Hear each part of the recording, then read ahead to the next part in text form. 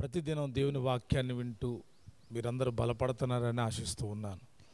ప్రతిరోజు దేవుని వాక్యాన్ని వినడం ఆధ్యాత్మిక జీవితాలకు ఎంతో ఆశీర్వాదకరం. కొన్నిసార్లు నేర్చుకున్న విషయాలే మరలా నేర్చుకోవడం మూలాన దేవుని దగ్గర ఎంతో గొప్ప అనుభూతిని మనం అనుభవిస్తాం. చాలాసార్లు మేము వినేసాములే అని చెప్పేసి ఆగిపోతారు. కొందరు మరలా నేర్చుకోవడానికి వాటిని వింటూ ఉంటారు. నేను కూడా మరలా తిరిగి వాక్యాన్ని మీకు బోధించిన తర్వాత మరలా నేను ఒక్కొక్కసారి పాత వీడియోస్ అన్నీ కూడా వింటూ ఉంటాను. ఎందుకు అంటే మనల్ని దేవుడు నడిపించే అనుభవాలు ఏ రీతిగా ఉన్నాయని పరీక్షించుకోవడానికి ఓ చక్కటి అవకాశం. ఈ ఉదయ కాలాన్ని కూడా ఓ చక్కటి అంశాన్ని మీ ముందుకు తీసుకొని వచ్చాను. స్తుతిలో ఉన్న శక్తి. స్తుతించడం చాలామందికి తెలుసు, చాలామందికి తెలియదు. స్తుతిని కొందరు చాలా ఇష్టపూర్వకంగా అనుభవిస్తూ స్తోత్రాలు దేవుడికి చెల్లిస్తూ ఉంటే, మరికొంతమంది ఆ పదాన్ని ఉపయోగించడానికే స్తోత్రం అని కానీ, హల్లెలూయా అని కానీ, స్తుతి అని కానీ చెప్పడానికి సిగ్గుపడతా ఉన్నారు. ఎందుకో తెలియదు కానీ చాలామందిలో ఈ దినాల్లో మార్పు జరుగుతూ ఉంది. చాలా సంఘాల్లో మార్పు జరుగుతూ ఉంది. చాలామంది సేవకుల్లో కూడా మార్పు జరుగుతూ ఉంది. దేని గురించి అంటే స్తుతి గురించే. స్తుతి గురించి బైబిల్ గ్రంథంలో ఎన్నో విషయాలు ఉన్నాయి. స్తుతి వేరు, కృతజ్ఞత స్తుతులు వేరు. స్తుతి అనగా దేవునికి మాత్రమే చెల్లించేది, మనుషులకు కాదు సుమ. మనుషులు ఎదుట ముఖస్థుతి చేసేవాళ్ళు ఉంటారు కొంతమంది. అంటే పొగడడం. స్తుతి దేవుడికే చెందాలి. ఘనత, ప్రభావాలు, మహిమ ఆయనకే చెల్లాలి. అంతేగాని మనుషుడు స్తుతింపదగిన వాడు కాదు. స్తుతి నొందదగిన వాడు దేవుడే. యెహోవా స్తుతి నొందదగిన వాడు. నిరంతరం ఆయన స్తుతించవచ్చు. చాలామంది ఏమనుకుంటారంటే ఎప్పుడు దేవుని స్తుతించాలి అని ఆలోచిస్తారు. నిత్యము ఆయన కీర్తి నా నోట నుండే అంటాడు భక్తుడు. నిత్యము ఎప్పుడు దేవునికి స్తోత్రాలు చెల్లించవచ్చు. ఎందుకనంటే ఆయన గురించి ఎంత నీవు తెలుసుకున్నా, నా తరం గతించిపోయినా, ఇంకొక తరం వచ్చినా ఆయన గురించి ఇంకా ఎన్నో విషయాలు తెలుసుకుంటానే ఉంటారు. ఎందుకంటే అంత సర్వశక్తిమంతుడు మన దేవుడు. ఆయన యొక్క జీవితం మనకి దైవ గ్రంథంలో ప్రత్యక్షమవుతూ ఉంది. ఆయన యొక్క లైఫ్, ఆయన ఏమై ఉన్నాడో తెలియజేసే వాక్య భాగాలు ఎన్నో ఉన్నాయి. భక్తులు తాము అనుభవించిన అనుభవాల్లో గుంట దేవునికి కొన్ని పేర్లను ఆపాదించారు. వారు దాన్ని బట్టి ఆయన స్తుతించారు. మహాగణుడని, మహోన్నతుడా అనని, సర్వశక్తిమంతుడా అని. ఇలాగా వారు భక్తులు వారికి పరిశుద్ధాత్ముడు అనుగ్రహించిన ప్రేరేపణతో ఈ పేర్లు పెడితే, మరి కొంతమందికి నేరుగా యెహోవా దేవుని నామాన్ని స్తుతించడం. దైవ గ్రంథంలో, కీర్తన గ్రంథంలో మనం చదివితే స్తుతి అనే పదం, స్తోత్రం అనే పదం, దేవునికి స్తోత్రము గానము చేయటం మంచిది అనేటువంటి పదం దైవ గ్రంథంలో చాలాసార్లు మనకు కనపడుతుంది. ఈ ఉదయకాలాన మనం దేవుని స్తుతించడం ఎలాగా అనే విషయాన్ని మనం నేర్చుకుందాం. స్తుతించాలి దేవుణ్ణి. ప్రతి ఒక్కరూ దేవుని స్తుతించాలి. కీర్తనాకారుడు అంటాడు, మృతులు మౌన స్థితిలో దిగువారు నిన్ను స్తుతించరు కదా. ఇజ్కియా అంటాడు, పాతాళంలో నీకు స్తుతి కలగదు, మృతులు నిన్ను స్తుతించరు కదా, మను నిన్ను స్తుతించదు కదా అంటాడు. నిజమే కదా. మనము పాతాళానికి వెళ్తే, మట్టిలోనికి వెళితే స్తుతి రాదు కదా. బ్రతికి ఉన్న కాలంలోనే దేవునికి స్తుతులు చెల్లించాలి. మనం బ్రతికి ఉన్న ఈ దినాల్లోనే, మన నోరు బాగున్నప్పుడే మనం స్తుతి చెల్లించడం మొదలు పెడితే దేవుడు పరలోక ఆశీర్వాదాలతో నింపుతాడు. ఏనండి, మనము స్తుతి చెల్లిస్తే పరలోక ఆశీర్వాదాలు మనకు వస్తాయా? అవును. దైవ గ్రంథంలో ఒక చక్కటి మాట ఉంది, మీకు తెలియజేస్తాను. ఆయన స్తుతుల పైన ఆసీనుడైన దేవుడు. కీర్తన గ్రంథం 22వ అధ్యాయం 3వ వచనంలో ఈ విధంగా రాయబడి ఉంది, నీవు ఇశ్రాయేలులు చేయు స్తోత్రముల మీద ఆసీనుడవై ఉన్నావు. ఇశ్రాయేలీలు చేసే స్తోత్రముల మీద ఆయన ఆసీనుడు. 145 కీర్తన 3వ వచనం, యెహోవా మహత్యము గలవాడు, అధిక స్తోత్రము నొందదగినవాడు. 145 20వ వచనం, నా నోరు యెహోవాను స్తోత్రము చేయును. స్తుతిలో చాలా గొప్ప శక్తి ఉంది. మనము స్తుతించడం మూలాన ఇశ్రాయేలులో చేయు స్తోత్రముల మీద ఆసీనుడవుతాడు దేవుడు. అంటే నిలిచి ఉంటాడు. అక్కడ ఆసీనుడు అంటే కూర్చొని ఉండడం. నీ యొక్క స్తుతులకి ఆయన నీ ఎదురు నిలిచి నీకేం కావాలి అని అడిగేటువంటి గొప్ప శ్రేష్టమైన అనుభవంలోకి స్తుతి నిన్ను తీసుకొని వెళుతుంది. స్తుతి చేయడం యథార్థవంతులకు శోభస్కరం. స్తుతి చేసేటువంటి పిల్లలు ధైర్యంగా ఉంటారు. స్తుతి చేసేవాళ్ళు వారి మనసు చాలా బాగుంటుంది. ఇంకా కొంతమంది భక్తులు అన్నారు, ఈ స్తుతిని మెడిటేషన్ అన్నారు. చాలామంది ఉదయకాలం లేచి ఏదో శ్వాస మీద ధ్యాస అని మెడిటేషన్ చేసేటువంటి వాళ్ళు ఉంటారు. నేను అంటాను, దేవుని పిల్లలమైన మనకు ఒకటే మెడిటేషన్, అది దేవుణ్ణి స్తుతించడం. దేవుడు ఏమై ఉన్నాడో తలంచుకొని స్తుతించడం, దేవుడు ఎలాంటి వాడో తలంచుకొని స్తుతించడం, ఆయన గురించిన విషయాలు ఎక్కువగా తెలుసుకుంటే వారు ఎక్కువగా దేవుణ్ణి స్తుతిస్తారు. కోరెషు ప్రభుత్వ కాలంలో దానియేలు సింహాల బోన్లో వేయబడిన తర్వాత ఆ రాజుకి దానియేలు అంటే చాలా ఇష్టం, కాపాడదామని ప్రయత్నించాడు. కానీ ఉదయకాలం లేచి ఆ సింహాల గుహ దగ్గరికి వెళ్ళి దానియేలును పిలిచిన గొప్ప అనుభవం ఆ రాజుకు దొరికింది. దానియేలు కూడా జవాబిచ్చాడు, నేను బ్రతికే ఉన్నా, నా దేవుడు నన్ను బ్రతికించాడని సాక్ష్యం ఇచ్చాడు. ఆ తదుపరి ఆ రాజు ఆ దేశమందంతటా చాటించిన ఒక మాటను మీకు తెలియజేస్తాను, చదువుదాం. దానియేలు గ్రంథం 6వ అధ్యాయం 26వ వచనం నుండి చదువుతున్నాను, గమనించండి. నా సమ్ముఖమున నియమించినదేమనగా, నా రాజ్యములోని సకల ప్రభుత్వముల యందుండు నివాసులు దానియేలు యొక్క దేవునికి భయపడుచు ఆయన సమ్ముఖమున వణుకుచుండవలను. ఆయనే జీవము గల దేవుడు, ఆయనే యుగయుగములుండువాడు. ఆయన రాజ్యము నాశనము కానేరదు, ఆయన ఆధిపత్యము తుదమట్టుకుండును.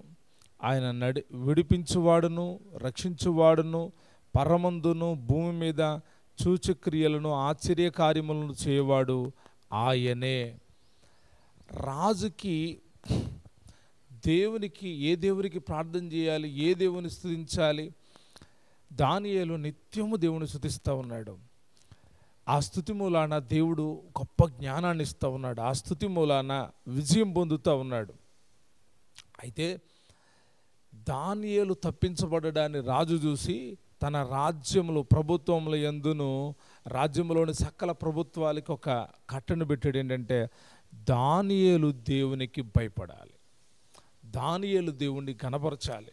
ఎందుకు? ఆయన యుగయుగములుండువాడు. మనం దేవుని స్తుతించాలి. చాలామంది స్తుతించండి అంటే ఏదో ఒకలాగా స్తుతిస్తారు. స్తుతిలో చాలా విశేషత ఉంది.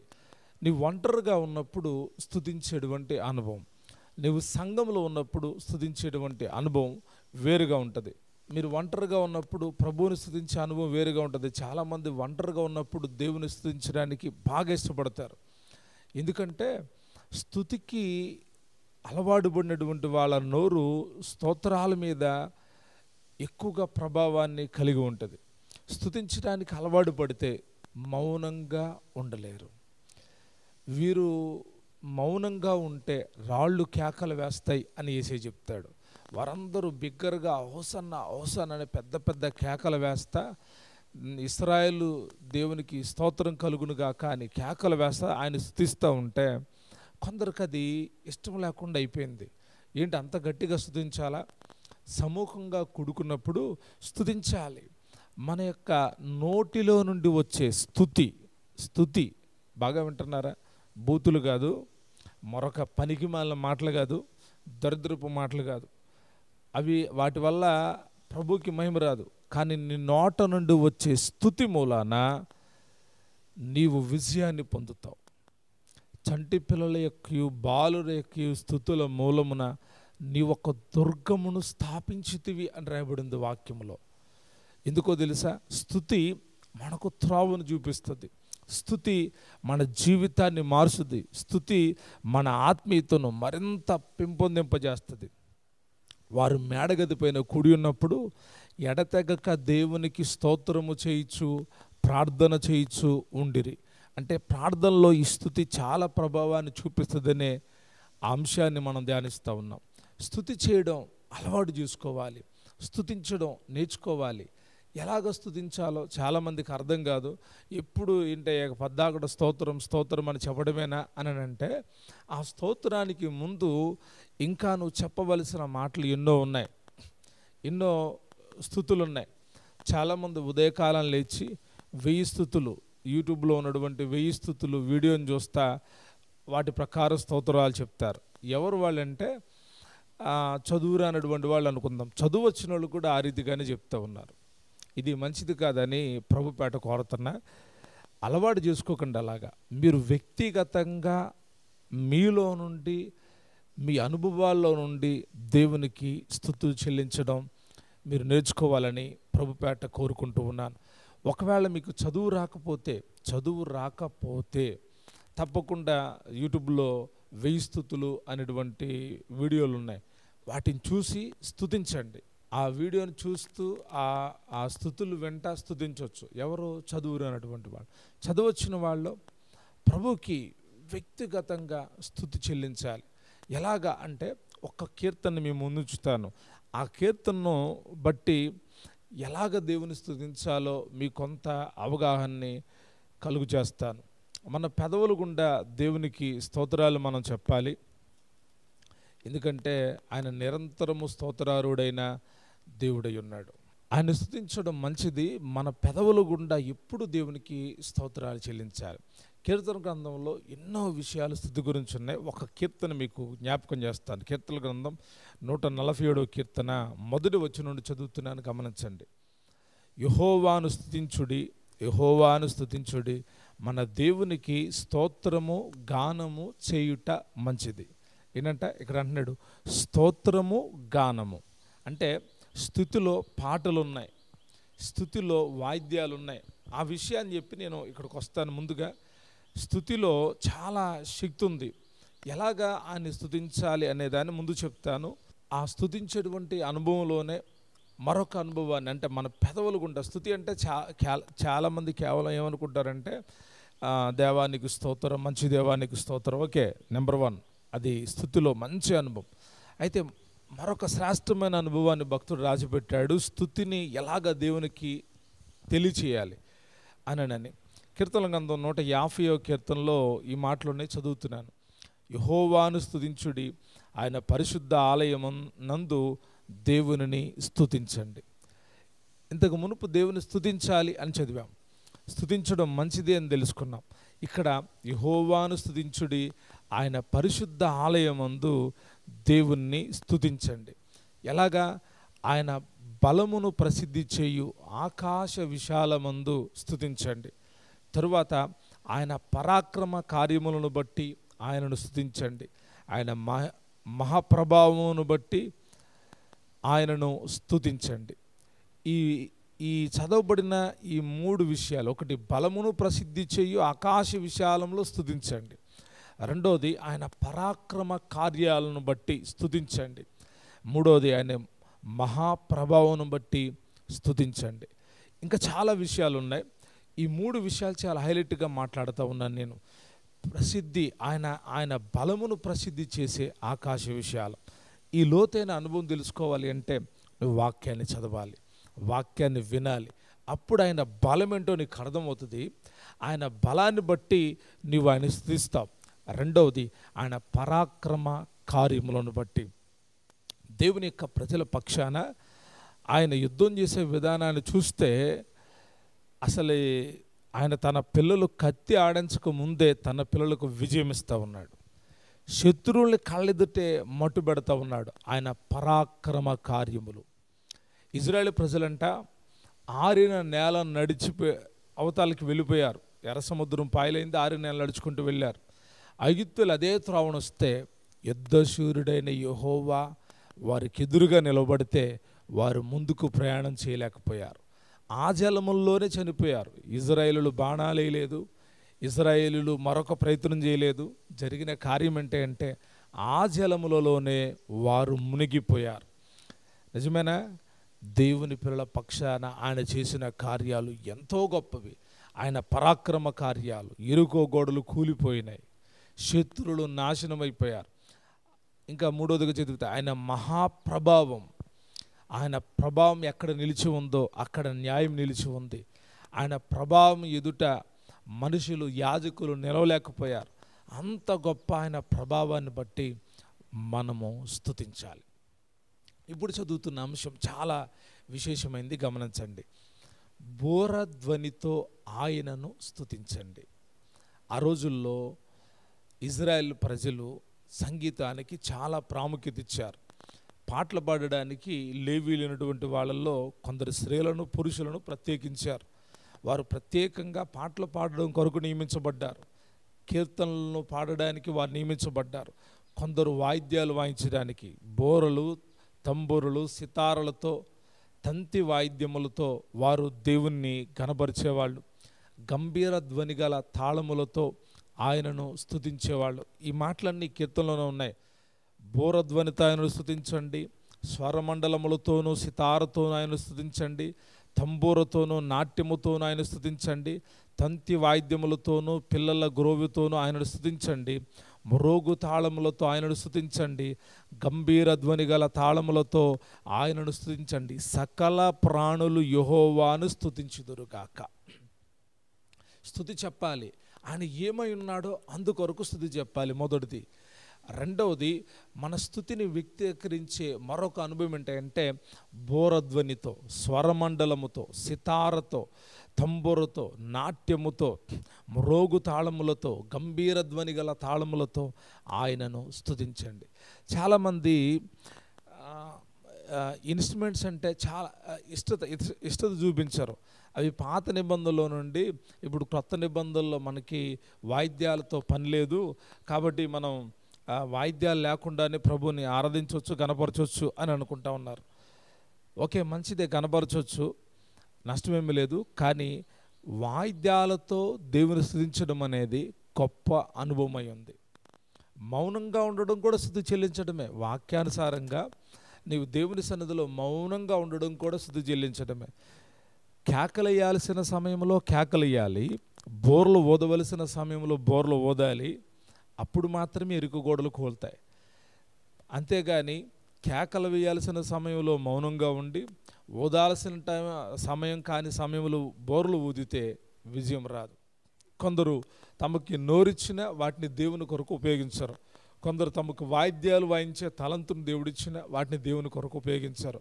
ఇక్కడ ఒకటి, మన నోటితో, మన స్వరముతో ప్రభువుని స్తుతించడం. రెండవది, వాయిద్యముల ద్వారా ప్రభువుని స్తుతించడం. మూడవది, నాట్యముతో ఆయనను స్తుతించడం. చాలామంది స్తుతి గురించి ఎన్నో రకాలైన అపోహలు ఉన్నాయి. ప్రభుపేట నేను తెలియజేస్తూ ఉన్నాను. మనకు దేవుడిచ్చిన గొప్ప అనుభవం ఏంటంటే స్తుతి చెల్లించడమే. మన నోటితో స్తుతి చెల్లించడం. ఆయన ఏమై ఉన్నాడు? ఆయన మహాపరాక్రమ కార్యాలు చేసినవాడు. ఆయన బలమును ప్రసిద్ధి చేసేందుకు మనం స్తుతించాలి. ఆయన యొక్క మహిమ ప్రభావాన్ని బట్టి స్తుతించాలి.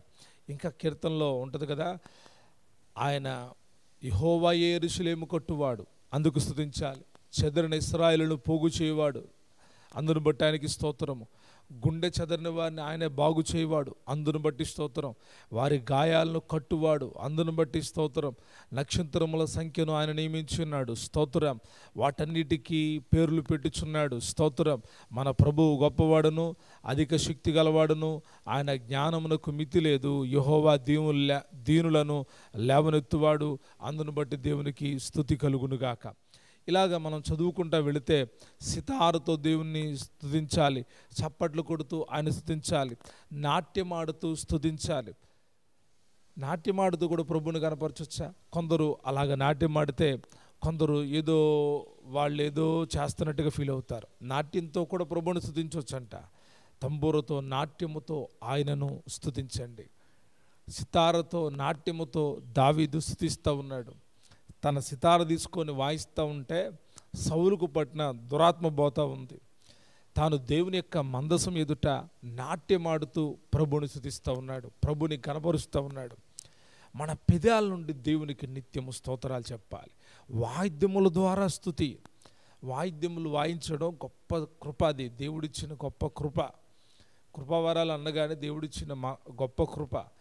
ఆ వాయిద్యముల ద్వారా వాయిద్యములు వాయించే అతను దేవుని స్తుతిస్తాడు. రెండవదిగా ఆ వాయిద్యములను బట్టి మనము స్తుతించాలి.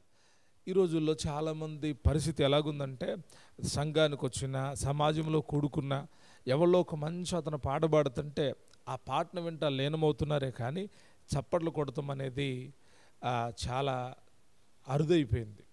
చప్పట్లు కొట్టేవాళ్ళు బాగా తగ్గిపోయారు. నా చిన్ననాటి కాలంలో డ్రమ్ము, కంజరి మాత్రమే ఉండేది, లేదా డోలక్ ఉండేది.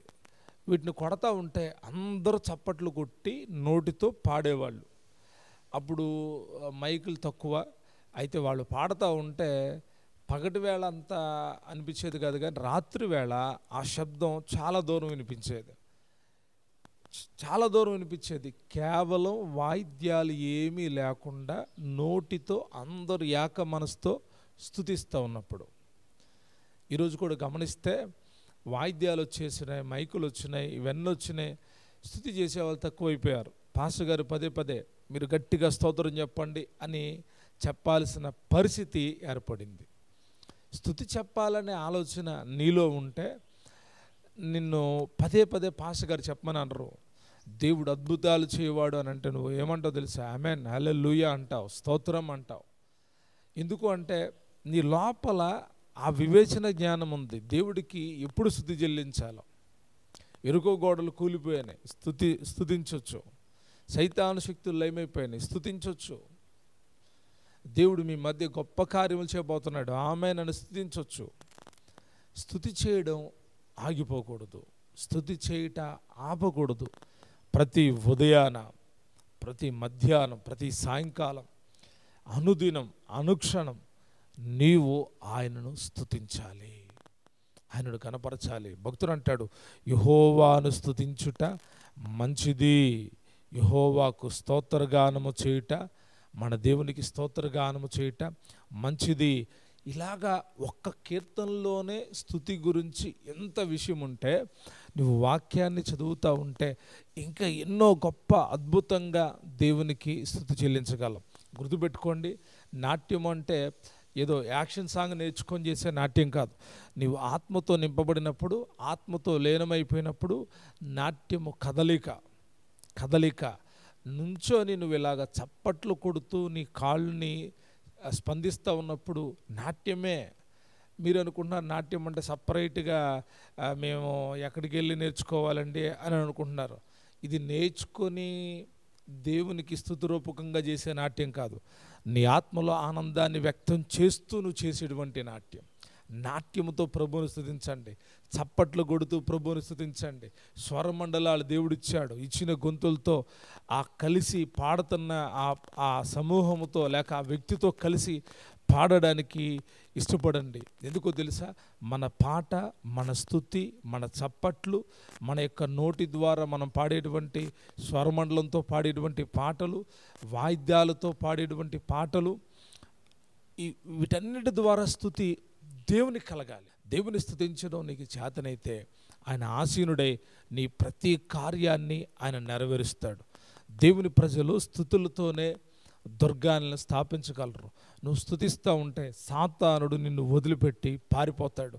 నువ్వు స్తుతిస్తూ ఉంటే ఎరుకో గోడలు కూలినట్లుగా దేవుడికి నీకు అడ్డుగా ఉన్న ఆ అడ్డుగోడలు కూలిపోతాయి. నువ్వు స్తుతిస్తూ ఉంటే నీ ఎదర ఎర్ర సముద్రంలాగా అడ్డుపడి నీ ప్రయాణాన్ని ముందు కొనసాగనీయకుండా అడ్డుపడిన ఎర్ర సముద్రం వంటి శ్రమలు రెండుగా చీల్చబడి ఆ శ్రమలలో గుండా నీ ప్రయాణాన్ని ముందు కొనసాగిస్తావు.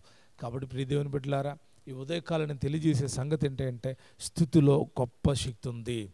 నువ్వు ఏ రీతిగానైనా స్తుతించు. కొన్నిసార్లు గొంతు సహకరించలేదా, అయినా కూడా నీకున్న స్వరంతో స్తుతించు. స్తుతించడం అంటే పద్దాకడ స్తోత్రం చెప్పొచ్చా? నువ్వు ప్రతిసారి దేవుని స్తుతించవచ్చు, నిత్యము దేవునికి స్తోత్రం చేయొచ్చు, అనుదినము దేవుని స్తుతించవచ్చు. స్తుతి చేస్తున్నావా? ఇశ్రాయేలుడు చేయి స్తుతుల మీద ఆయన ఆసీనుడైతే ఈరోజు నీవు నేను చేసే స్తుతుల మీద ఆయన ఆసీనుడై ఉన్నాడు. ఆయన నిజమైన ద్రాక్షవల్లి, ఆయన మంచి కాపరి, ఆయన గొప్ప కాపరి, ఆయన ప్రధాన కాపరి. అందును బట్టి ఆయన్ని స్తుతిస్తున్నావా? స్తుతి అనుభవం నీలో ఉందా? స్తుతిస్తే చాలా సమస్యల్ని దేవుడే పరిష్కరిస్తాడు. వారు స్తుతిస్తారు, దేవుడు అద్భుతం చేస్తాడు. నువ్వు స్తుతిస్తూ ఉంటే నీ శత్రువులను కొట్టడానికి నువ్వు ముందుకు వెళ్ళాల్సిన అవసరం లేదు. మాటుగాండ్రను ఆయన పెడతాడు. మాటుగాండ్రు ఎవ్వడికి కనబడరు. ఆయన పెట్టిన మాటుగాండ్రు వాళ్ళు కొట్టే దెబ్బ మామూలు దెబ్బ ఉండదు. ఎందుకో తెలుసా? స్తుతిలో అంత శక్తి ఉంది. ఇశ్రాయేలు అనేక అనుభవాల్లో స్తుతి ద్వారా గొప్ప విజయాలను పొందారు. ఈరోజు కూడా మనల్ని ఎంత అత్యధికంగా అభివృద్ధి చేస్తున్న దేవునికి స్తుతి చెల్లిస్తున్నావా? చెల్లించు. ప్రతిరోజు దేవుని స్తుతించు, అనుదినము దేవుని స్తుతించు, నిత్యము ఆయన కీర్తిని బట్టి స్తుతించు. నీ నోట నిత్యము స్తుతి ఉండునుగాక. స్తుతుల ద్వారా మీరు గొప్ప విజయాలు పొందుకుందురుగాక. సాతాను ప్రభావాల నుంచి విడుదల పొందుదురుగాక. స్థుతిలో ఉన్న శక్తిని అనుభవించి ఆయన రాకడ కొరకు సిద్ధపరచబడుదురుగాక.